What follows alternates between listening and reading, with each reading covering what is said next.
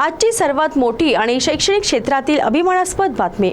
गुणवत्ता आणि शिस्तीसाठी ओळखल्या जाणाऱ्या महात्मा फुले माध्यमिक व उच्च माध्यमिक विद्यालय तळोदी बाळापूरने यशाचे एक नवीन शिखर गाठले आहे. शाळेने SQAFF ग्रेड A मिळवून आपल्या गुणवत्तेवर शिक्कामोर्तब केले असून सोबतच NMMS परीक्षेतही ऐतिहासिक कामगिरी नोंदवली आहे. या यशामागे शाळेतील मार्गदर्शक शिक्षक Shri Pratik Moharle sir, Shri Nandu Borkar sir, Shri Deepak Nikhore sir, Shri Tingane sir आणि श्री प्रतीक सेलोकर सर यांचे अथक परिश्रम लाभले आहेत.